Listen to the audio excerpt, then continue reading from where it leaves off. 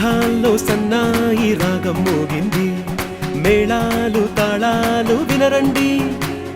సిరికి శ్రీహరికి కళ్యాణం కానుంది, శ్రీరస్తు శుభమస్తు అనరండి.